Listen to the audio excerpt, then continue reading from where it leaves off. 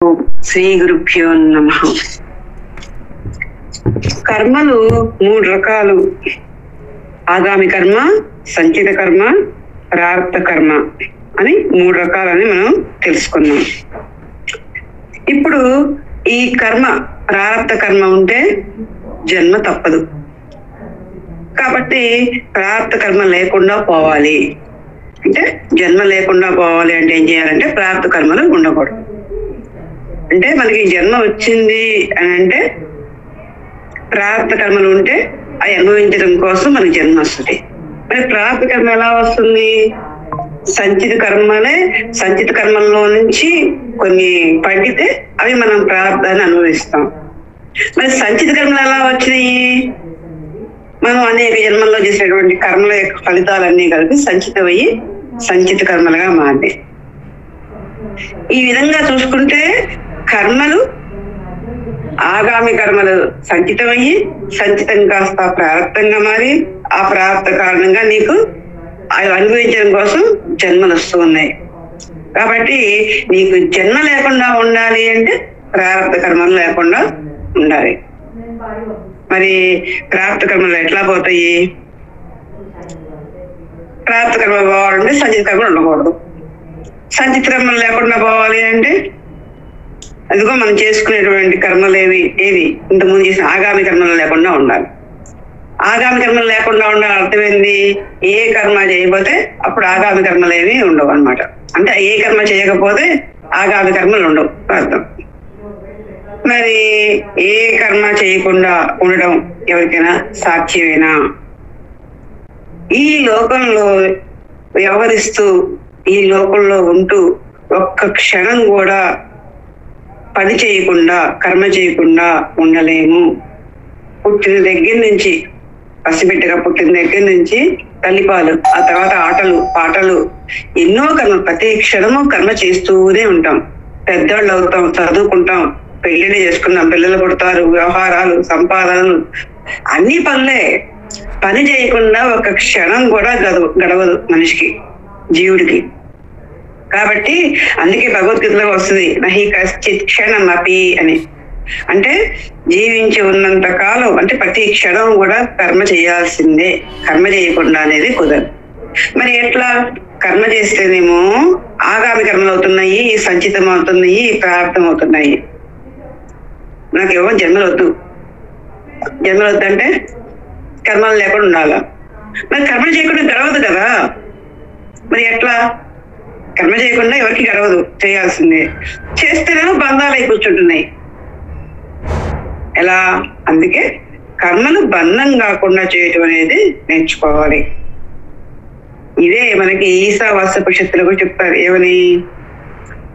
కుర్వన్నేవేహ కర్మాణి జిజీవిషే చతగం సమాహ ఏవం త్వైనాన్యదేతోస్తి న కర్మ లిప్యతే నరేహి. అంటే కుర్వన్న ఇహ కర్మాణి, కర్మలు చేయకుండా ఇక్కడ కుదరదు. శతకం సమాహ జిజీవిష, జీవించి ఉన్నటువంటి ఎంతకాలం అయితే నీ యొక్క సంపూర్ణ ఆయుష్ అయితే ఉన్నదో అంతవరకు కూడా కర్మలు చేస్తూనే ఉండాల్సిందే. ఏవం త్వై నా అన్యదేతోస్తి, దీనికి వేరొక మార్గం లేదు. అంటే బతికినంత కాలం కర్మలు చేయాల్సిందే, ఇంకొక మార్గం లేదు, ఇంకొక అవకాశం లేదు. మనకి ఇంకో రూట్ ఎత్తుకుంటుంటాం. అంటే ధర్మదర్శనం కాకపోతే 300 రూపాయల టికెట్, లేదా ఎమ్మెల్యే టికెట్, బ్రేక్ దర్శనం టికెట్ అంటాం చూడండి. అట్లా మార్గాలు చూసుకుంటూ ఉంటాం. అట్లా కర్మ నుంచి తప్పించుకోవడానికి వేరే మార్గాలంటూ ఏమీ లేవు. ఎవరైనా సరే కర్మ చేయాల్సిందే. నా కర్మ లిప్యతే నరేహే, కర్మ కళంకాన్ని ఇవ్వదు అని చెప్తుంది ఉపనిషత్తు. అంటే అర్థమైందండి. కర్మ కళంకాన్ని ఇవ్వదంటే నువ్వు కళంకం కాని విధంగా కర్మలు చేయాలి. ఎప్పుడు దాకా చేయాలి? బతుకున్నంత కాలం చేయాల్సిందే అని ఈశావాస్య చెప్తారు, ఈశావాస్యోపనిషత్తులో. కాబట్టి జీవించి ఉన్నంత వరకు కర్మలు చేస్తూనే ఉండాల్సిందే.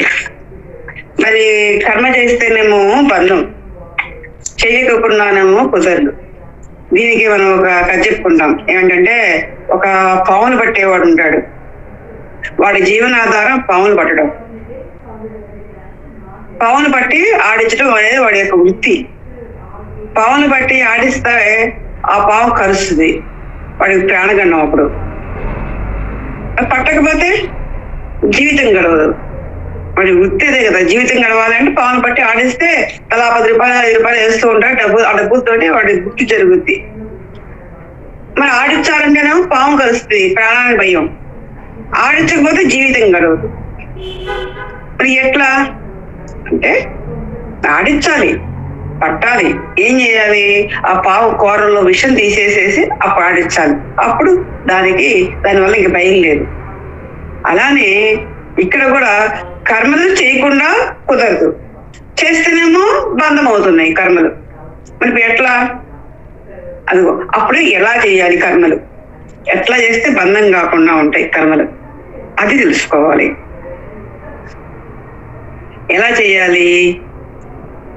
ఇప్పుడు దాకా చెప్పుకున్నాం, ఒక్క క్షణం కూడా కర్మ చేయకుండా ఉండలేము, జీవించి ఉన్నంత వరకు కర్మ చేస్తూ ఉండాల్సిందే అని తెలుసుకున్నాం. సరే, ఎలాంటి కర్మ చేస్తే మనకు బంధం కాకుండా ఉంటాయి?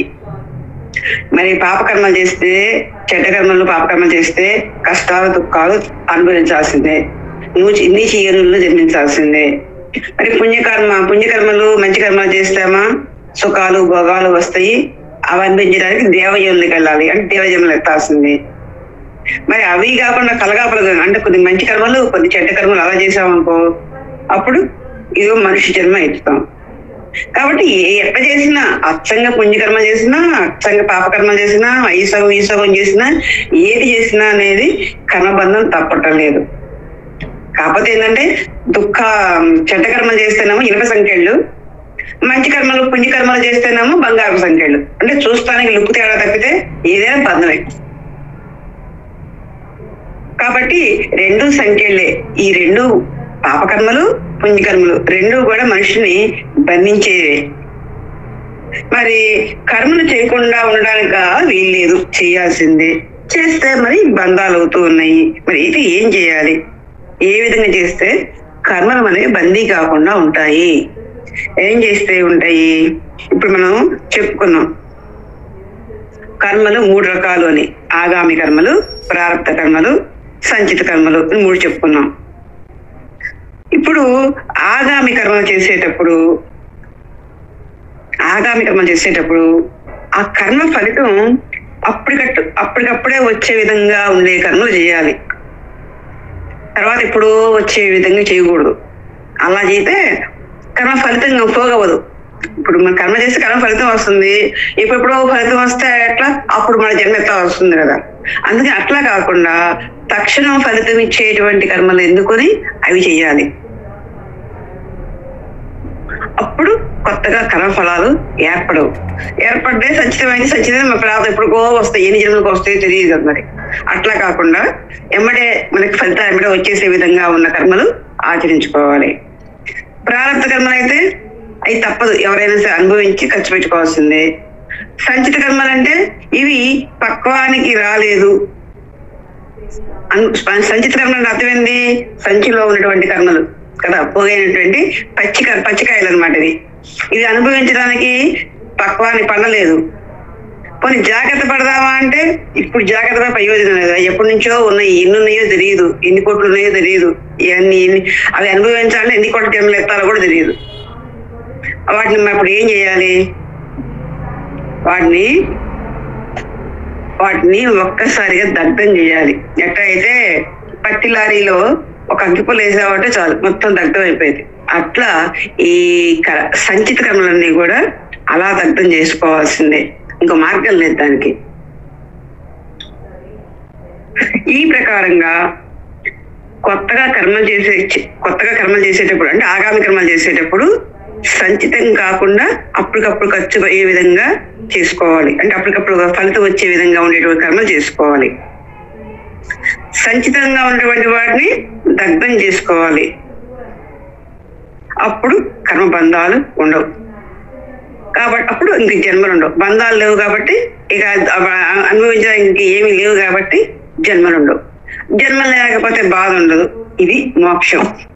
ఇదే ఆ శాశ్వతమైనటువంటి ఆనందము, ముక్తి. మనం అందుకోవాల్సినటువంటి స్థితి ఇది. అయితే ఈ స్థితిని అందుకోవడం అంటే, సర్వబంధనాల నుంచి విముక్తి కావాలి అంటే మనం కొంత సాధన చేయాలి. ఆ సాధన మార్గం చూపేదే మనకి భగవద్గీత. ఉపనిషత్తుల సారము మనల్ని మన లక్ష్యానికి చేసేటువంటిది. బ్రహ్మ విద్య అయినటువంటి బ్రహ్మ విద్యా ప్రబోధం అయినటువంటిది, యోగ శాస్త్రం అయినటువంటి ఈ భగవద్గీత జ్ఞానాన్ని మనకి శ్రీకృష్ణ పరమాత్మ మనకి లోకంలో ఉన్నటువంటి జనావళి అందరి కోసం మనకి ఈ గీతా జ్ఞానాన్ని అందించారు. ఈ గీతా జ్ఞానంలోనేటువంటి ఈ జ్ఞానాన్ని ఉపయోగించుకొని మనం కర్మలని బంధం కాకుండా, చేసే కర్మలు బంధం కాకూడదు. ఉన్న కర్మ అనుభవించే కర్మ అనుభవిస్తాము. మరి సంచితంలో ఉన్న కర్మల్ని అది కూడా దగ్ధం చేసుకోవాలి. ఎలా చేసుకోవాలి ఏంటి అనేది మనకి ఈ భగవద్గీతలో తెలియజేయడం జరిగింది. ఇక్కడ దీంట్లో మన భగవద్గీత ఏం చెప్పారంటే ఆగామి కర్మలు అంటే ఏంటి? ఇప్పుడు మనం చేసేటటువంటి కర్మలు కదా. ఆగామి కర్మలు అంటే మనం చేసేటటువంటి కర్మలు. ఈ కర్మలు ఎలా చేయాలో 1 నుంచి 6వ అధ్యాయం దాకా దాంట్లో కర్మలు ఎలా చేయాలి అనేది మనకు చెప్పారు. ఎలా చేస్తే మీకు బంధం కాకుండా ఉంటాయి అనేది తెలియజేశారు. మరి ప్రారబ్ధ కర్మలు ఎవరైనా అనుభవించాల్సిందే, ఎంతటోడైనా అనుభవించాల్సిందే. ఆ రాముడైనా, ఈ దేవుడైనా, భగవంతుడైనా, పరమాత్మ ఎవరైనా సరే, ఈవెన్ తప్పనిసరిగా ఎవరైనా సరే ప్రారబ్ధ కర్మలు అనుభవించాల్సిందే. సరే, ఎటుగుడి అనుభవించాల్సిందే తప్పనేటువంటి ఆ కర్మలని భక్తి యోగం ద్వారా అనుభవించాలి అని తెలియజేస్తూ ఎట్లా అనుభవించాలో, ఏం చేయాలో అనేది 7వ అధ్యాయం నుంచి 12వ అధ్యాయం దాకా తెలియజేశారు భక్తి షట్కంలో భగవానుడు. ఇక సంచిత కర్మలు ఉన్నాయి. ఇప్పుడు మన ఆగామి కర్మలు అయిపోయింది, ప్రారంభ కర్మలు అయిపోయింది. సంచిత కర్మలు, ఈ సంచిత కర్మలు ఎక్కడున్నాయి? అజ్ఞాతం. మనకి తెలియదు, ఎన్నున్నాయో తెలియదు, ఎన్ని జన్మలు ఎత్తాదో తెలియదు, ఎప్పుడు పండుతాయో తెలియదు, ఎన్ని జన్మలు ఎత్తితే ఖర్చు అయితే తెలియదు. అవి వాటికి శాశ్వత పరిష్కారం అంటే వాటికి సంచిత కర్మలకి పూర్తి పులిష్ట పెట్టాలి అంటే ఈ జ్ఞానయోగం ద్వారా, జ్ఞానయోగం అంటే జ్ఞాన షట్కం 12వ అధ్యాయం నుంచి 18వ అధ్యాయం దాకా, 13వ అధ్యాయం నుంచి 18వ అధ్యాయం దాకా జ్ఞాన షట్కం. ఈ జ్ఞాన షట్కం ద్వారా మనం జ్ఞానాన్ని సంపాదించుకుంటే ఆ జ్ఞానాగ్నిలో ఈ సంచిత కర్మల్ని దగ్ధం గావించుకోవాలి. ఇది తప్పితే వేరే మార్గం లేదు. అనుభవిద్దాం అనుకుంటే ఎన్నున్నాయో తెలియదు, ఎప్పుడు పండుతాయో తెలియదు. అవి ఒక జన్మ పట్టుద్దా, 100 జన్మలు పడతాయో తెలియదు, ఎన్ని జన్మలకు అయిపోతాయో తెలియదు, ఎన్నున్నాయో తెలియదు. ఇట్లాంటి పరిస్థితి. కాబట్టి అవి మొత్తం నశింపు కావాలి, వాటికి పులిష్ట పెట్టాలి మనం అంటే కనుక ఒక్క జ్ఞానాగ్నిలో దగ్ధం చేసుకుంటే మాత్రం అవి పోతాయి. ఏది? సంచిత కర్మలు. ఇలా మనకి భగవానుడు ఈ భగవద్గీత ద్వారా ఇప్పుడు ఆగామి కర్మలు, ప్రారంభ కర్మలు, సంచిత కర్మలు మూడింటిని మనం పూర్తి చేసేస్తే ఇంకా ఏ కర్మ ఫలితాలు ఉండవు. అనుభవించడానికి ఏ కర్మ ఫలితాలు లేకపోతే జన్మ ఉండదు. జన్మ వచ్చింది ఎందుకు అసలు మనకి? అవి తెచ్చుకుని అనుభవిస్తూ ఉంటాం జన్మలో కదా. కాబట్టి ఇక కర్మ ఫలితాలే లేకపోతే జన్మించాల్సిన అవసరమే ఉండదు. అదిగో మరి ఎలా ఆ కర్మఫలాలు మనం ఎలా అంతం చేసుకోవాలి, ఎలా సాధన చేయాలి అన్న విషయాన్ని భగవానుడు మనకి భగవద్గీత ద్వారా అర్జునుడిని నిమిత్తంగా చేసుకుని సర్వ మానవాళికి అందించాడు. ఆ దానిలోని ఉపాయాలు, సాధన రహస్యాల్ని మనం బాగా అవగాహన చేసుకోవాలి. అవగాహన చేసుకుంటే మనం కూడా కర్మబంధనాల నుంచి విముక్తులమై మోక్ష సామ్రాజ్యాన్ని అందుకోవడానికి అర్హులు అవుతాం. మరి ఇప్పుడు ఆ రహస్యాలంటే ఏంటి, ఏం చెప్పారు భగవద్గీతలో? మరి 6 అధ్యాయాలు. ఫస్ట్ కర్మ షట్కము, భక్తి షట్కము 6 అధ్యాయాలు, జ్ఞాన షట్కము 6 అధ్యాయాలు. వీటిలో ఏం చెప్పారు? వాటి సారాంశం మొత్తాన్ని క్లుప్తంగా, అంటే సారాంశం అంటే అదిగో అన్ని 700 శ్లోకాలని పిండి మనం 3 రోజులు 4 రోజులు చెప్పేసుకున్నాం. అంటే ఆ సాధన వాటి సారం ఏం చెప్పారు, దాని మీనింగ్, దాని మొత్తాన్ని క్లుప్తంగా మనం కొన్ని మాటల్లో చెప్పేసుకుంటే మనకి భగవద్గీత యొక్క సారాంశం మొత్తం అర్థమైపోతుంది. ఇప్పుడు మనకి చెప్పుకునేటువంటి కర్మల్లో ఆగామి కర్మలు, ప్రారబ్ధ కర్మలు, సంచిత కర్మలు అని చెప్పుకున్నాం. ఇప్పుడు ఆగామి కర్మలు. ఈ ఆగామి కర్మలను ఎలా చేయాలి? 3 కర్మలు ఉన్నాయి, బంధం కాకుండా ఎలా చేసుకోవాలి? మరి ఆగామి కర్మల్ని ఎలా చేసుకోవాలి? ఆగామి కర్మలు అంటే అర్థం ఏంటి?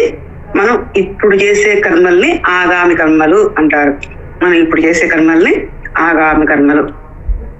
ఎటువంటి కర్మ చేసినా సరే కర్మఫలం అనేది మాత్రం అనుభవించక తప్పదు. ఇది కర్మ సిద్ధాంతం యొక్క రూల్. ఎట్లాంటి కర్మ చేసినా, అంటే పుణ్యకర్మ చేసినా, పాపకర్మ చేసినా, ఏ కర్మ చేసినా సరే అనుభవించక తప్పదు. కాబట్టి కర్మ చేసావు అంటే కర్మ ఫలితం వస్తుంది, అది నీకు బంధమై కూర్చుంటుంది. మరి అందువల్ల కర్మ చేయాలి, కానీ ఆ కర్మ ఫలం నాకు అంటకుండా ఉండాలి, బంధం కాకుండా ఉండాలి, తప్పించుకునే మార్గం ఏదైనా ఉందా అంటే భగవానుడు మనకి ఈ కర్మయోగం ద్వారా లేదా బుద్ధి యోగం ద్వారా మనకి తెలియజేశారు భగవద్గీతలో. దాని యొక్క సారాంశం ఏంటి అంటే కర్మయోగాన్ని చేయాలి. కర్మయోగాన్ని అంటే బుద్ధితో కూడినటువంటి కర్మయోగాన్ని చేయాలి. చేస్తే అవి మీకు ఆగామి కర్మలు బంధం కాకుండా ఉంటాయి. మరి ఏం చేయాలి అంటే కర్తృత్వం లేకుండా కర్మం చేయాలి. కర్తృత్వం లేకుండా కర్మం చేయాలి. కర్తృత్వం లేకుండా కర్మం చేయాలి అంటే ఏంటి? కర్మ ఎవరు చేస్తే ఫలితం వారికే. మనం చేసే కర్మలకి కర్తలం మనమే కాబట్టి ఆ కర్మఫలం కూడా మనకే వస్తుంది. అయితే నేను కర్తను కాదు, కర్త పరమాత్మ, నేను ఆయన యొక్క ఏజెంట్ని, నేను కర్తవ్యాన్ని నిర్వహిస్తూ ఉన్నాను అనే భావంతో చేసాం అనుకోండి, ఆ కర్మఫలం ఆయనకే వెళ్ళిపోయింది, మనకేం రాదు. కాబట్టి కర్తృత్వతా భావంతో కాకుండా కర్తవ్యతా భావంతో పనులు చేయాలి. నేను అదిగో షావుకార్ గారు ఉన్నారు, పరమాత్మ, ఆయన ఎక్కడ దగ్గర గుమ్మస్తాను, నేను ఆయన ఏం చెప్తే అది చేస్తున్నాను.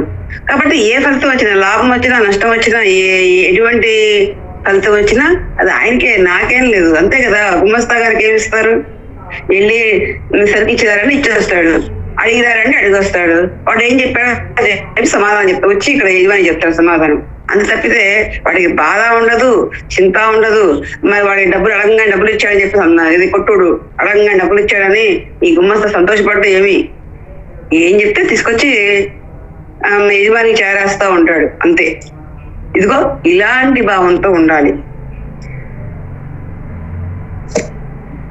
ఉదాహరణకి ఒకడు కోపంతో శత్రువుని హత్య చేస్తాడు. ఇది కర్తృత్వంతో చేయటం. అంటే కోపం వచ్చింది, అందుకని కోపం తీయడం కోసం వాడు నాకు ఇంతకు ముందు హాని చేశాడు, వాడు దుర్మార్గుడు అంటూ చంపాడు. కాబట్టి ఇది కర్తృత్వంతో చేశాడు. కాబట్టి ఫలితం కూడా ఆ అబ్బాయికే వస్తుంది. చేశాడు కాబట్టి ఆయనకే వస్తుంది. మరి అలానే ఒక తలారి అంటే అర్థం ఏంటంటే, ఇదిగో ఉరిశిక్ష చేస్తే ఉరిశిక్షని అమలు చేసేటువంటి వాడిని తలారి అంటారు. ఆ తలారి ఒక నేరస్తుడికి అదిగో ముసుగేసేసేసి ఉరితాడు మెడగేసేసి చంపేస్తాడు. ఎవరు? తలారి. ఎందుకంటే కోర్టు ఆర్డర్ వేసింది, ఆ ఆర్డర్ని అమలు పరుస్తాడు అనమాట ఆ తలారి. మరి ఈయన కర్తృత్వంతో చేయలే, కర్తవ్య భావంతో చేశాడు. ఆయన జీతం తీసుకుంటున్నాడు, వాళ్ళకు కోర్టు వాళ్ళకి డబ్బులు ఇస్తుంది, నెలకి ఇన్ని వేలని డబ్బులు ఇస్తుంది. ఇది చేయమని చెప్పని చేయాలి, డ్యూటీ చేయాలన్నమాట. ఇది నా యొక్క డ్యూటీ, అంతవరకే. అందుకనే వాడికి కర్మఫలం ఏమీ రాదు. ఎందుకంటే ఇది నాకు ఇచ్చిన డ్యూటీ. ఇది వాళ్ళు చేయమన్నారు కాబట్టి, వాళ్ళు ఇచ్చిన జీతం తీసుకుంటున్నారు కాబట్టి, వాళ్ళు ఏం చేయమంటే చేస్తున్నారు కాబట్టి, ఈ నేను చంపడం అనేటువంటి ఫలితం ఏదైతే ఉందో అది నాకేమీ రాదు. నీ మీద నాకేమీ కోపం లేదు, లేదా నీ మీద నాకేమీ కక్ష లేదు నేను చంపడానికి. కాబట్టి నేను చంపడం అనేది నా డ్యూటీలో ఒక భాగం, అంతవరకే. కాబట్టి దీనివల్ల నాకు ఎటువంటి ఆ విషయం చెప్తాడు కూడా, ఏది ఆ అబ్బాయికి చంపే ముందు, అయ్యా నీ మీద నాకే ఎటువంటి కోపము లేదు, కోర్టు వారి యొక్క ఆజ్ఞలను అనుసరించి నేను నీకు ఈ పని చేస్తున్నాను, నాకు నీ మీద నాకు ఎటువంటి కక్ష గాని కోపం గాని ఎటువంటి భావన లేదు, ఇది నా యొక్క కర్తవ్యము అని చెప్పని చేస్తాడు మేడం. అలానే ఒక జడ్జి కూడా అంతే, ఒక హంతకుడికి మరణశిక్ష చేశారనుకోండి, ఆ పాపం ఆయనకేది రాదు. ఎందుకంటే చట్టాన్ని అనుసరించి చట్టంలో అతను తప్పు చేశాడని రుజువైంది కాబట్టి ఆ తప్పుకి ఏదో రాస్తారు, 342 ప్రకారం శిక్ష రాస్తారు అనుకోండి, అది అమలు చేశాడు ఆయన. అందులో ఆయన కర్తవ్యం కాదు, చట్టంలో ఉంది కాబట్టి దాన్ని అమలు చేశాడు. ఇలా కర్తవ్యతా భావంతో చేయాలి తప్పితే కర్తృత్వ భావంతో చేయకూడదు. అంటే కర్తృత్వ భావంతో అంటే నేను చేస్తున్నాను అనే భావంతో చేయకూడదు. మరి ఎట్లా చేయాలి? నేను పరమాత్మ చేతిలో పనిముట్టుని, ఇలా చేయటం నా యొక్క కర్తవ్యం, ఇది పరమాత్మ యొక్క ఆదేశం, ఆయన సూత్రధారి, నేను పాత్రధారిని అనుకుంటూ ఈ భావంతో కర్మ చేయాలి. ఇలా చేస్తే అప్పుడు మీకు కర్మ ఫలితం రాదు. అది కాబట్టి చేసే కర్మకి నేను పాత్రధారిని మాత్రమే, సూత్రధారి అదిగో ఆ పరమాత్మే, ఆయన చేయమన్నాడు నేను చేస్తున్నాను, దీనిలో నాకు ఎటువంటి సంఘభావం లేదు, అంటే ఎటువంటి కోరిక లేదు, అందుకని దీనివల్ల నేను ఎటువంటి ప్రయోజనం పొందటం లేదు, అతను చంపాలని కక్ష లేదు, కాబట్టి ఈ కర్మ చేసేటప్పుడు నాకు ఎటువంటి భావన లేదు, ఇది నాకు కర్తవ్యం అనుకుంటూ ఆ విధంగా కర్మ చేయాలి. ఇలా చేస్తే అతనికి ఎటువంటి ఫలితము రాదు. అయితే కొంతమంది తప్పుడు పనులు చేస్తూ ఆ తప్పుడు పనులకి ఇది అప్లై చేస్తూ ఉంటారు. అంటే అర్థం ఏంటంటే లూప్ హోల్స్ అంటున్నారు చూడండి, అవి ఎదుగుతుంటారు చాలా మంది. ఏం చెప్తారు? ఒక ఆయన అంటే ఒక రైతు అంట, రైతు ఒక చక్కని తోటను పెంచాడు, పుష్పాలు ఫలాలతో అది ఎంతో అందంగా ఆకర్షణీయంగా సువాసన వెదజల్లుతూ తోట చక్కగా పెరిగింది. గులాబీ తోట చక్కగా బ్రహ్మాండంగా ఉంది, చూడటానికే బాగుంది. ఇంకా అసలు పూలు అది ఇంకెట్లా ఉంటుంది అసలు వాసన కానీ, మనం అది చూస్తే అందరూ చూస్తూ ఉన్నారు. ఆ తోట మన దగ్గరికి వచ్చి, ఎంత శ్రద్ధగా పెంచారండి, పూలు బాగున్నాయండి, ఎక్కడ ఈ కలర్స్ ఇక్కడ తొలక వస్తువు ఎక్కడ తెచ్చారండి, ఎంతో కష్టపడ్డారు అంటే ఆ రైతు ఆహా ఓహో అనుకుంటూ, అవునండి నేను కాశ్మీర్ నుంచి తెప్పించా ఈ మొక్క, ఇదిగో కడిగి నుంచి తెప్పించా ఈ మొక్క, నేను వీటి కోసం బోరు తవ్వించి నీళ్లు పట్టించాను, ఇదిగో ఈ మందులు వాడాను, నేను రాత్రనక పగలనక ఎటువంటి అపాయం రాకుండా తోటను కాపాడుకుంటూ వస్తున్నాను అంటూ నేను ఆయన పడ్డ కష్టం అంతా చెప్పుకొస్తున్నాడు. వాళ్ళు కూడా పాపం చాలా బాగా చేశాడు, తోట బాగా ఉంది కదా అని చెప్పి వాళ్ళు కూడా చాలా మెచ్చుకున్నారు. వాళ్ళు మెచ్చుకున్న దానికి ఈయన కూడా నా కష్టానికి గుర్తింపు వచ్చింది కదా సంతోషపడ్డాడు. ఆయన కూడా అంతా బాగుంది. వాళ్ళు వెళ్ళిపోయిన తెల్లారి రోజు ఏమైందంటే ఒక ఆవు పొరపాటున ఆ తోటలోకి వచ్చేసింది. అంటే దారి తప్పి ఆ తోటలోకి వచ్చింది. తోటలోకి వచ్చి దారి తప్పి వచ్చింది కదా, మళ్ళా వెళ్ళిపోవడానికి అటు ఇటు తెలియదు, అయోమయంలో పడిపోయింది. ఎటుపోవాలో తెలియక అటు ఇటు నడిచేటప్పటికి ఆ గిట్టల కింద పడి అనేక చెట్లు నలిగిపోయినాయి. ఇక వీడికి కోపం చూసుకోండి, ఏం చేశాడు, దుడ్డుకర్ర తీసుకొని దాన్ని పెడి బాతున్నాడు. అది ఎందుకంటే బంగారంలో పెంచిన చెట్లు, గులాబీ చెట్లు అవన్నీ కూడా నలిగిపోతున్నాయి, చచ్చిపోతున్నాయి, ఇరిగిపోతున్నాయి. ఇక ఆయన తంతుంటే ఈ ఆవు ఇంకా పరిగెడుతూ ఉంటే ఇంకా 4 చెట్లు చచ్చిపోయినాయి, అదే నలిగిపోయినాయి. ఆఖరికి అది మరి తన్నినప్పుడు ఏమైంది, ఎక్కడ తగిలిందో తెలియదు, ఆ ఆవు కాస్త ప్రాణం వదిలింది. అప్పుడు అక్కడ ఉన్నటువంటి వాళ్ళు చూసి అరే ఆవు చచ్చిపోయింది కదా, గోహత్య పాతకం చుట్టుకుంటుంది అయ్యే బాబు, అగదంటామైంది అని అన్నాడు. గోహత్య పాతకం చుట్టుకుంటుంది మామూలు విషయం కాదు, అన్ని పాపాల్లో కంటే గోహత్య పాతకం అనేది చాలా పెద్ద పాపం అని అన్నారు. అంటే అప్పుడు ఆయన అన్నాడు, రైతు పెద్ద వేదాంతలాగా మాట్లాడుతూ అంటున్నాడు, ఏమని, దీనిలో నాదేముందండి, అదిగో ఆవును కొట్టింది ఏమో కర్ర, అంటే కర్రతో కొట్టాడు కదా, కర్ర పట్టుకుంది ఎవరు, చెయ్యి, చేత్తనే పట్టుకునే కర్రని, మరి చేతికి అధిష్టాన దేవత ఎవరు? ఇంద్రుడు. కాబట్టి ఇంద్రుడు చేశాడు, నేనెక్కడ చేశానండి అని అంటాడు. అంటే కర్మేంద్రియం చెయ్యి, ఆ కర్మేంద్రియానికి అధిష్టాన దేవత ఇంద్రుడు. కాబట్టి ఇంద్రుడే ఈ కర్ర తీసుకొని ఆవును కొట్టాడు, నేనెక్కడ కొట్టాను అని అంటున్నాడు. ఇది ఆయన చెప్పే సమాధానం. ఈయన సమాధానం కరెక్టే పాపం, ఈయన సమాధానం కరెక్టే. ఎప్పుడు అన్నిట్లో అట్లా ఉంటే కరెక్టే. ఇప్పుడు ఇందాక మరి ఇప్పుడు ఏం చెప్తున్నాడు? నాదేం లేదండి, అంతా అదిగో ఆ ఇంద్రుడే చేశాడు అని చెప్పన్నాడు. అంటే కర్తవ్యతాభావం. ఇప్పుడేమంటున్నాడు? ఇంతకుముందు ఏమన్నాడు? కర్తృత్వ భావం. నేనే చేశానండి, ఇది ఎంత నేను రక్షించాను, ఎంతో కష్టపడ్డాను, మందులు వేసాను, బాగా సంరక్షించుకున్నాను ఈ తోటని, అక్కడి నుంచి ఎత్తెచ్చాను, ఇక్కడి నుంచి ఎత్తెచ్చాను, చక్కగా దీన్ని పెంచింది నేనేనండి, అందంగా పెంచాను అని చెప్పుకున్నాడు. అప్పుడేమో కర్తృత్వ భావం చూపించాడు, ఇప్పుడేమో కర్తవ్యత భావం చూపిస్తున్నాడు. అంటే తప్పించుకోవాలి, శిక్ష గోహత్య పాతకం తప్పించుకోవాలి కదా, అందుకని ఆ పాతకాన్ని ఎవరి మీద వేసేసాడు? ఇంద్రుని మీద వేసేసాడు. ఇదిగో ఇలాంటివి అయితే మాత్రం దీన్ని మెట్ట వేదాంతం అంటారు. ఇది నిజమే వేదాంతం కాదు, మెట్ట వేదాంతం అంటారు. ఇలా ఉండకూడదు, ఇలా ఉంటే అది పనికొచ్చే విషయం కాదు. ఇట్లా ఉంటే మాత్రం అందరూ ఒప్పుకోరు, కానీ పరమాత్మ ఒప్పుకోరు. కాబట్టి ఇట్లా కాదు, అన్నిట్లోనే ఉండాలి. అప్పుడు అనాలి కదా నువ్వు కూడా, ఏది నువ్వు పెంచావు అంటే నాదేముందండి, భగవంతుడి కృప, నేను నీళ్లు పోస్తే మాత్రం చెట్టు పెరగాలన్నా ఏందండి, ఆ భగవంతు అనుగ్రహం ఉంటే చక్కగా పెరిగింది, మీ అందరికి కనువిందు చేస్తుంది తోట అని అప్పుడు అనాలి కదా. అప్పుడు అలా ఏమన్నాడు? అప్పుడు నేనే పెంచానండి, నేనే అక్కడి నుంచి తీసుకొచ్చానండి, ఇక్కడి నుంచి తీసుకొచ్చానండి అని చెప్తాడు. మరి ఇప్పుడు ఏమంటున్నాడు? ఇప్పుడు శిక్ష అనుభవించాలి, పాపాన్ని అనుభవించాలి అనేటప్పటికీ నేను ఎక్కడ చేశానండి, ఇంద్రుడు చేశాడు లెక్క అని చెప్తున్నాడు. ఇదిగో ఇలాంటి తప్పించుకునే మార్గాలు చూస్తే మాత్రం దేవుడి దగ్గర ఇవన్నీ పనిచేయవు. భగవంతుని దగ్గర నువ్వు ఎన్ని నాటకాలు ఆడినా, ఎన్ని వంకలు చెప్పినా ఏం పనిచేయవు. కాబట్టి ఈ పాయింట్ గా మనం అర్థం చేసుకోవాల్సింది ఏంటంటే, కర్తృత్వ భావం లేకుండా కర్తవ్యతా భావంతో కర్మలు చేయాలి. నేను చేస్తున్నాను అనే భావం లేకుండా చేయాలి, ఇది నేను. కాబట్టి నేను చేస్తున్నాను అనే భావం లేకుండా చేయాలి అంటే అర్థం ఏంటంటే, నేను కేవలం గుమస్తాని, పరమాత్మ యజమాని. ఆయన యజమాని దగ్గర గుమస్తా ఏం చేస్తాడు? ఇతనికి ప్రభావం ఏముంటో చెప్పండి. ఏ ఫలితం వచ్చినా, దుఃఖం వచ్చినా, పుణ్యం వచ్చినా, సుఖం వచ్చినా, లాభం వచ్చినా, నష్టం వచ్చినా, ఏదైనా యజమానికి, గుమస్తాకి ఏముంటది? అట్లానే ఆయన సూత్రధారి, నేను పాత్రధారిని, ఆయన ఏం చేయమంటే అది చేస్తున్నా, నాదేం లేదు. ఇలాంటి భావన అన్ని సమయాల్లోనూ ఉండాలి.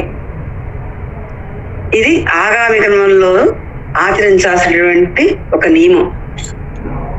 ఇంకా రెండో నియమం ఏం చెప్తున్నారు అంటే, నిష్కామంగా చేయాలి. కర్మలు నిష్కామంగా, ఎటువంటి కోరిక లేకుండా చేయాలి. అలానే ఎటువంటి ఫలాసక్తి లేకుండా చేయాలి, ఫలం మీద ఆసక్తి లేకుండా కర్మలు చేయాలి. ఇది ఆగామి కర్మలు చేసేటప్పుడు ఉండాల్సినటువంటి రెండవ పాయింట్. మనము ఈ లోకంలో ఏ పని చేస్తున్నా సరే ఏదో ఫలితం కోరుకునే కర్మ చేస్తాం. చిన్నప్పటి నుంచి మనకి అది అలవాటు అనమాట. కర్మ ఫలితం కోరకుండా ఏ కర్మ చేయం.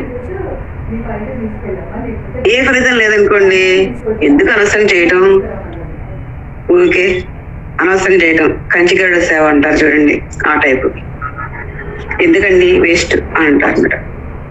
అంటే ఇలా ఫలితం కోరుకుంటూ మనకు చేయటం అనేది అలవాటు, కానీ అది కూడదు. ఫలితం మీద ఆసక్తి లేకుండా కర్మలు చేస్తే ఆ ఫలితం మీద ఆసక్తితో కర్మలు చేసాం అనుకోండి, ఆసక్తితో కర్మలు చేస్తే ఆ ఫలితాలు మనకి బంధం అవుతాయి. మనం పుణ్యకర్మ చేసాం అనుకోండి, పుణ్య ఫలితాలు వస్తాయి. పూజలు, పునస్కారాలు, దాన ధర్మాలు చేస్తాము.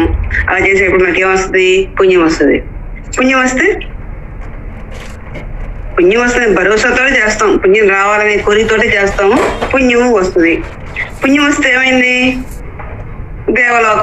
దేవజన్మలు ఎత్తా వస్తుంది. దేవజన్మలు ఎత్తి అక్కడ ఆ పుణ్యఫలం అయిపోయేదాకా భోగాలు సుఖాలు అనుభవించి ఆ తర్వాత పుణ్యఫలం అయిపోయిన తర్వాత మళ్ళీ మానవ జన్మ ఎత్తాల్సిందే కదా. సరే పాపకర్మ చేసామనుకోండి, పాపకర్మ చేస్తే అప్పుడు ఏ జంతు జన్మలో ఎత్తాల్సి వస్తుంది. టోటల్ గా కర్మలు ఫలాపేక్షతో చేస్తే నీకు జన్మలు తక్కువ. అటు దేవజన్మ గాని ఇటు పశు జన్మ గాని. దేవజన్మే ఎత్తావు అనుకుందాం, సుఖాలు భోగాలు అనుభవించావు చాలా కాలం పాటు. మరి అక్కడ కూర్చొని ఏదైనా సాధన చేద్దామా అంటే శరీరం లేదు, జ్ఞానం పొందుదామా అంటే ఇంద్రియాలు లేవు.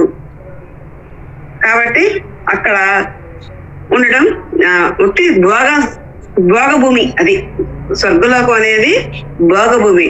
ఇక్కడ చేసుకునేటువంటి పుణ్యానికి అనుగుణంగా సుఖ అనుభవించడానికి మాత్రమే అది పనికొస్తుంది.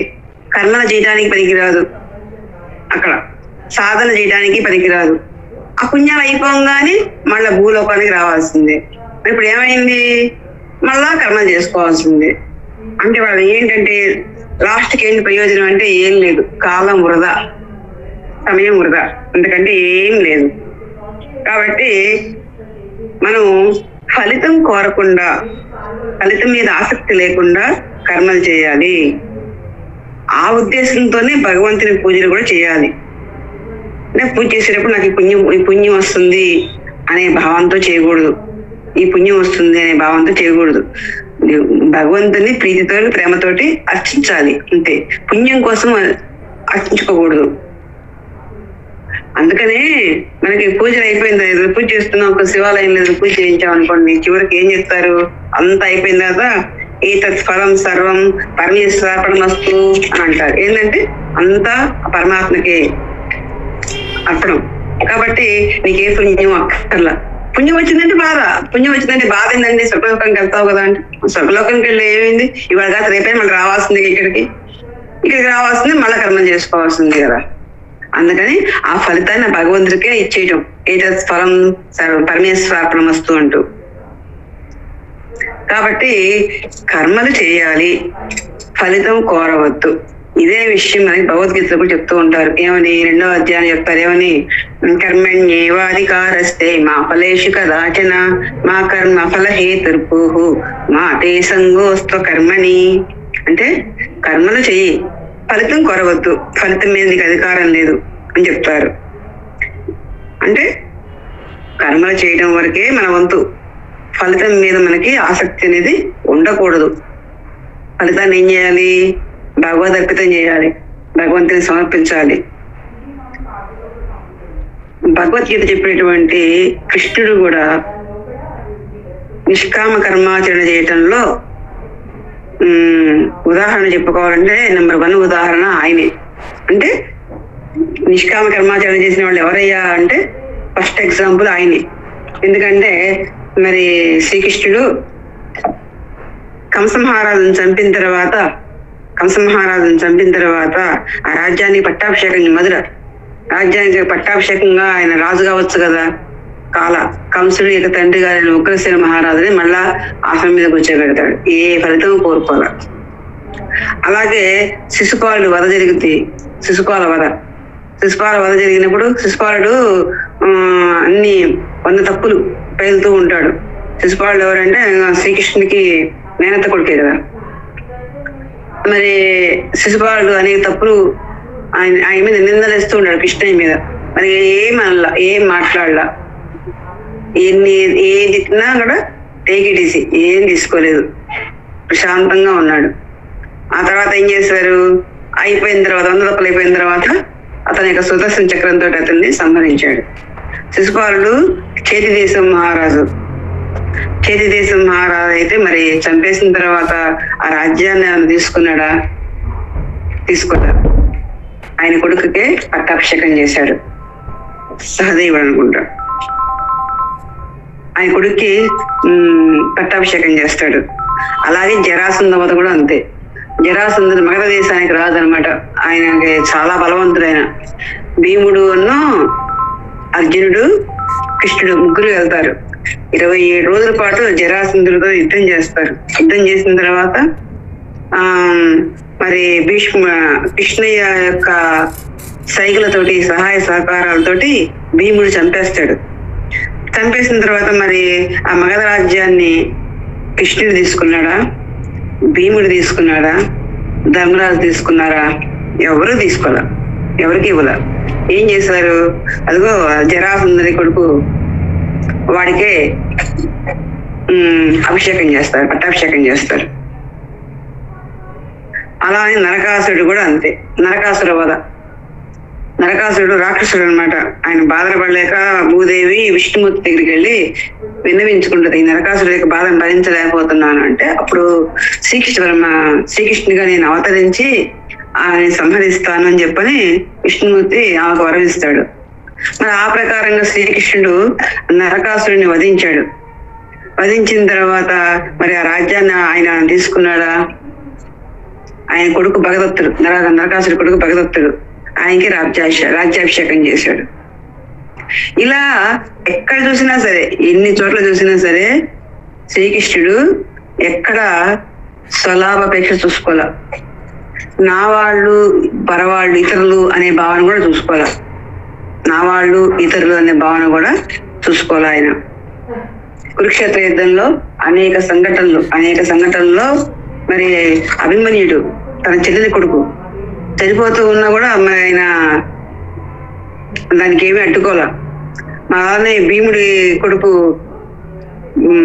ఘటోత్కచుడు చంపినప్పుడు కూడా మరి ఆయన ఏమీ ఆపలేదు. అంటే నా వాళ్ళు ఇతరులు అని కాదు, ఎవరిని కూడా ధర్మం కోసం ఎంతటి కార్యానికైనా సరే ఆయన తన పర భేదం చూడకుండా ఎవరైనా ఒకటే అన్నట్టుగా ఆయన ప్రవర్తించారు. అందుకని శ్రీకృష్ణుడు నిష్కామ కర్మాచరణకి అత్యుత్తమైనటువంటి ఉదాహరణ. ఇంకా ఈ నిష్కామ కర్మాచరణ చెప్పారు కదా, కర్మ చెయ్యి ఫలితం కోరద్దు అన్నారు కదా అని చెప్పని, దీన్ని కూడా కొంతమంది అడ్డదిడ్డంగా అంటే వాళ్ళ యొక్క స్వార్థానికి ఉపయోగించుకుందామని చూస్తూ ఉంటారు.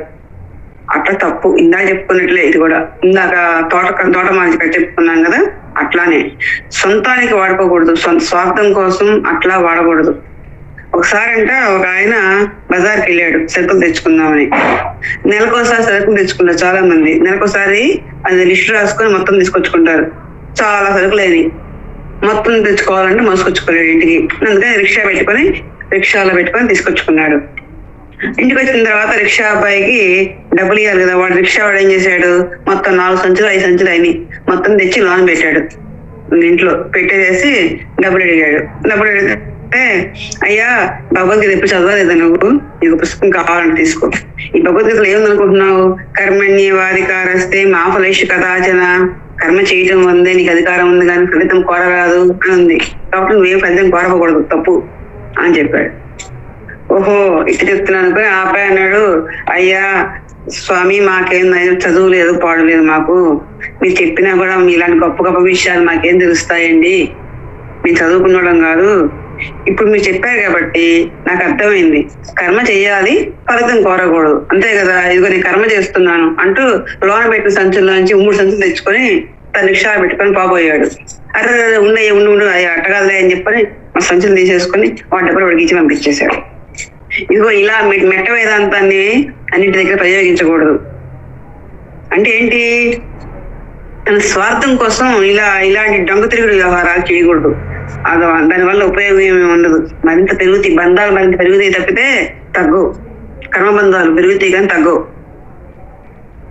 కొంతమంది ఏం చేస్తుంటారంటే లోకల్లో దొంగతనం చేస్తారు, ఫలితం మాకొద్దు. దొంగతనం వల్ల ఫలితం ఏంటి, దోషిగా జైలు శిక్ష అనుభవించాలి కదా, కాబట్టి ఆ ఫలితం మాకొద్దు. పని చేస్తాము, శిక్ష మాకు, ఫలితం మాకొద్దు. అదే లంచాలు తీసుకుంటే ఏం చేస్తారు, ఉద్యోగం ఊడగొడతారు కదా, ఉద్యోగం ఊడగొడతారన్న ఫలితం మాకొద్దు. హత్యలు చేస్తాము, దొరికిపోతే ఏమేస్తారు, శిక్ష వేస్తారు కదా, ఆ ఫలితం మాకొద్దు. ఇదిగో ఇలా అంటూ ఉంటారు కొంతమంది. ఇదిగో ఇలా అంటే మాత్రం అవన్నీ కుదిరే పనులు కాదు. ఎందుకంటే చెడ్డ ఫలితం మీద ఆసక్తి లేకుండా మంచి ఫలితం మీద తప్పక కావాలి. ఇలాంటివన్నీ కూడా కుదిరే పనులు కాదు. ఎక్కడైనా ఒకటే సిద్ధాంతం, కర్మ సిద్ధాంతం. టోటల్ గా బంధాలు కాకుండా ఉండాలి అంటే నిష్కామంగా కర్మ చేయాలి. ఎటువంటి కోరిక లేకుండా, ఎటువంటి ఫలితము కోరకుండా మనం కర్మలు చేయాలి. మనకి సూర్యుడు వెలుతురునిస్తున్నాడు, ఏం ఫలితం కోరుతున్నాడు? వాయువు ఆక్సిజన్ ఇస్తుంది, ఆక్సిజన్ లేకపోతే మనం బతకలేము. ఇప్పుడు చూడండి, ఢిల్లీలో గాలిలో ఆక్సిజన్ తగ్గింది అనుకోండి, కష్టాలు పడ్డారు. మన మధ్య పొల్యూషన్ పెరిగిపోయింది, ఆక్సిజన్ తగ్గిపోయిందంట గాలిలో. మాస్కులు పెట్టుకోను, ఆక్సిజన్ సిలిండర్లు పెట్టుకోను ఏదేదో కష్టపడ్డారు. మరి చూడండి, మరి ఆక్సిజన్ ఇస్తున్నటువంటి ప్రాణశక్తిని ఇస్తూ ఉన్నటువంటి ఆ గాలిదేవుడు ఏమైనా తీసుకుంటున్నాడా మీ దగ్గర ఫలితం? ఆయన ఇస్తున్నాడు మీకు. మీ దగ్గర నుంచి ఆయన ఏం ఆశిస్తున్నాడు? చెట్లు ఉన్నాయి, నీడలు ఇస్తున్నాయి, ఫలాలను ఇస్తున్నాయి, మహాత్ములు ఉన్నారు, మనకేమో సన్నగ్గాన్ని చూపిస్తూ ఉన్నారు. మరి వీళ్ళంతా ఇన్ని పనులు చేస్తూ మన దగ్గర నుంచి వాళ్ళు ఏం ఆశిస్తున్నారు? ఏమీ తీసుకోవట్లా. అది వారి యొక్క సహజ లక్షణం. అలాగే పూజలు, యజ్ఞాలు, యాగాలు, దానాలు, ధర్మాలు, సత్కార్యాలు ఇవన్నీ భగవంతుని గుర్తుంచుకోవడం కోసం, భగవంతుని స్మరణలో ఉండడం కోసం మనం చేయాలి. అంతేగాని నిష్కామంగా చేయాలి. అంతేగాని ఏ పుణ్యం కోసం చేయకూడదు. పుణ్యం కోసం చేసామంటే బంధం అయిపోయింది. బంధం అయితే ఏ సొంత లోకానికో ఇంకెక్కడికో పోవాలా, పోయి మళ్ళీ అనుభవించాలా, మళ్ళీ వెనక్కి రావాలా, ఇది పరిస్థితి. అందుకని ఎటువంటి ఫలాపేక్ష లేకుండా కర్మలు చేయాలి. ఇక ఆగామి కర్మలలో చివరి కండిషన్ అంటే లాస్ట్ నియమం ఏంటి అంటే, భగవత్ ప్రీతి కొరకు, లోక కళ్యాణం కొరకు కర్మలు చేయాలి. అలా చేస్తే ఆగామి కర్మలు మీకు బంధం కావు. ఇదే లాస్ట్ నియమం. 3 నియమాలు చెప్పారు. కర్తృత్వం లేకుండా చేయాలి, ఫలాపేక్ష లేకుండా చేయాలి. ఇప్పుడు చెప్తుంది ఏంటంటే భగవత్ ప్రీతి కొరకు, లోక కళ్యాణం కొరకు కర్మ చేయాలి. అంటే మనము సమాజంలో ఉన్నాం, 10 మంది మేలు కోసం కర్మ చేయాలి. నిస్వార్థంగా ఎటువంటి నీ ఫలాపేక్ష కోరకుండా అందరూ బాగుండాలి, అందరి మేలు కోసం నేను ఈ కర్మ చేస్తున్నాను అనే భావంతో కర్మ చేయాలి. అలా చేస్తే ఆ కర్మ మీకు బంధం కాదు. చేసేటువంటి కర్మ మీకు బంధం కాదు. బంధం కాకపోతే సంచితం కాదు, సంచితం కాకపోతే ప్రారంభం అనిపించాల్సిన అవసరం ఉండదు కదా. అందుకని మనం చేసే కర్మలని కూడా లోకహితార్థం అనే కర్మలు చేయాలి, లేదా భగవత్ ప్రీతి కొరకు కర్మలు చేయాలి. అంటే ఏంటి చెప్పుకుందాం. లోకహితార్థం కర్మలు చేయడంలో అబద్ధం ఆడటం అనేది తప్పు, పాపం కదా. అబద్ధం ఆడటం మహాపాపం కదా. అయినా సరే ధర్మరాజు ధర్మ సంస్థాపన కోసం ధర్మరాజు చేత శ్రీకృష్ణుడు అబద్ధం ఆడిచ్చాడు. సాక్షాత్తు భగవానుడే ధర్మరాజు చేత అబద్ధం ఆడిచ్చాడు. అబద్ధం ఆడటం తప్పు కదా, పాపం కదా. అబద్ధం ఆడరాదు అని చెప్పి మనం చిన్నప్పుడే 2వ క్లాస్లో కాపీ రైటింగ్ రాస్తాం. అబద్ధం ఆడరాదు, సత్యమనే పలకవలను అని చదువు రాస్తూ ఉంటాం. మరి అలాంటి తప్పు పని సాక్షాత్తు శ్రీకృష్ణుడే ధర్మరాజు చేత చేయించాడు, అబద్ధం ఆడిచ్చాడు. మరి తప్పు కాదు అంటే తప్పు కాదు. ఎందుకంటే అక్కడ అబద్ధం ఆడకపోతే అనేక మంది సైనికుల ప్రాణాలు కోల్పోయేవాళ్ళు, అనేక మంది స్త్రీల యొక్క తాలిబొట్లు రాలిపోయాయి. అవన్నీ గమనించుకొని, అవన్నీ దృష్టిలో ఉంచుకొని కావాలని ఆ పాపం ముందు ఈ పాపం పెద్ద పాపం కాదనమాట. అందుకని ఆ పని చేయించాడు కృష్ణయ్య అర్జునుడి చేత, ధర్మరాజు చేత. కాబట్టి లోక కళ్యాణం కోసం, లోకంలో వాళ్ళ కోసం అబద్ధం ఆడదాం, అదే ఆ పాపకర్మ అనేది అక్కడ సంచితం కాలేదు అక్కడ. అలానే లోక కళ్యాణం కోసం పూజాధికాలు, యజ్ఞయాగాల క్రతువులు ఇలాంటివి చేసామనుకోండి, అవి కూడా సంచితం కావు. అంటే మీ అకౌంట్ లో పడవు అనమాట. లోక కళ్యాణం కోసం యజ్ఞయాగాల క్రతువులు చేస్తున్నావు, నాకు ఏదో ఫలితం కావాలని కోరుకోవటంలా, నాకేదో ఫలితం కావాలని కోరుకున్నావు అంటే నీ అకౌంట్ పడిపోతుంది, పుణ్యం ఏదో పడిపోయింది. కానీ నాకు ఫలితం రావాలని కోరుకోవటంలా, అందరూ బాగుండాలని కోరుకుంటూ చేస్తున్నావు. కాబట్టి అందరికీ బాగుంటది అది, అంతకు నీకే నీ అకౌంట్ లో ఏం పట్టల్లా. కాబట్టి నీకు అది కర్మ బంధంగా ఏమి కాదు. ఇంకా కర్మలు భగవద్ప్రీతి కర్మ ఎలా చేయాలి అంటే, కర్మ ప్రారంభించేటప్పుడు భగవంతుని స్మరిస్తూ, ఏ భగవాన్ నీ అనుజ్ఞతో ఈ కర్మ చేయగలుగుతున్నాను, అసలు నువ్వే కదా ఈ పని చేయించేది, మంచి కార్యాన్ని అని చెప్పని భగవంతుని తలుచుకొని కర్మ ప్రారంభించాలి. కర్మ చేస్తూ ఉన్నప్పుడు కూడా అనేక మార్లు పలుమార్లు భగవంతుని స్మరించాలి. తర్వాత పని అయిపోయిన తర్వాత కృష్ణార్పణం, అయ్యా నీ యొక్క అనుగ్రహం కారణంగా ఈ పని పూర్తి చేయగలిగాను, ఏదైనా నీ యొక్క కరుణ లేదని నేను ఏం చేయగలుగుతాను అంటూ భగవంతుని స్మరించుకుంటూ ఆ పని పూర్తి చేయాలి. ఇలా భగవంతుని స్మరణతో కర్మ ప్రారంభించాలి. చేసేటప్పుడు కూడా అనేక పరమాత్మను తలుచుకోవాలి. పూర్తయిన తర్వాత, హే భగవాన్ నీ యొక్క అనుగ్రహంతో పూర్తి చేశానయ్యా, నీ యొక్క కరుణ ఉండబట్టే కదా నేను చేయగలిగింది అని ఆయనకే సమర్పిస్తూ నమస్కరిస్తూ వదిలేసుకోవాలి. ఇక తర్వాత ఏమవుతుంది, కర్మ చేయడం తర్వాత ఫలితం వస్తుంది. ఆ ఫలితాన్ని కూడా భగవత్ ప్రసాదంగా స్వీకరించాలి. భగవత్ ప్రసాదంగా దాన్ని స్వీకరించాలి. భగవత్ ప్రసాదం అంటే ఏం చేస్తాం, ఏదైనా ఆహారాన్ని దేవుడి ముందు పెట్టేటప్పుడు దాన్ని సాదం అంటారు. భగవంతుడి పెట్టిన తర్వాత ప్రసాదం. అది అంటే ఏంటంటే భక్తితోటి పవిత్ర భావంతో దాన్ని మనం స్వీకరిస్తాం. ఇప్పుడు దేవాలయానికి వెళ్ళామనుకోండి, ప్రసాదం పెడతారు. అది తీయగా ఉన్నా, వగరుగా ఉన్నా, చేదుగా ఉన్నా, ఎట్లాంటిది పెట్టినా సరే భక్తి భావంతో కళ్ళకత్తుకొని నోట్లో వేసుకుంటాం. భక్తి భావన అది ఎట్లా ఉందన్న దృష్టి కాదు మనకి, భగవంతుని యొక్క ప్రసాదం అనేటువంటి భక్తితోటి మనం దాన్ని స్వీకరిస్తాం. అలా భక్తి భావంతో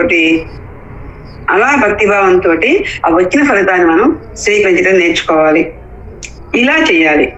ఇలా కర్తృత్వం లేకుండా, ఫలాపేక్ష లేకుండా, నిష్కామంగా, లోకహితార్థం భగవత్ ప్రీతి కొరకు ఇలా ఎవరైతే కర్మ చేస్తారో ఆ కర్మ, ఆగామి కర్మ మనకి బంధం కాకుండా ఉంటది.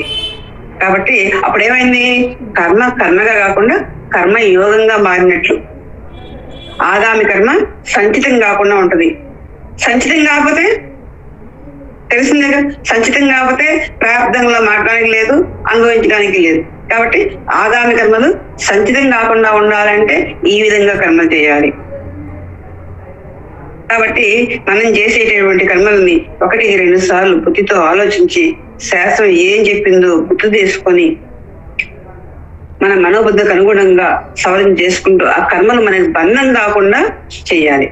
ఇంకా ఇంకో విషయం ఏంటంటే, ఆగామి కర్మల్ని ఎట్లా పోలుస్తారు అంటే, ఎక్కుపెట్టినటువంటి బాణంతో పోలుస్తారు.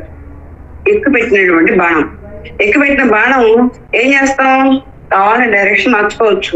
మనసు మారిందనుకోండి వదిలేసే, అదే బాణం వదలకుండా ఆపేసేయచ్చు.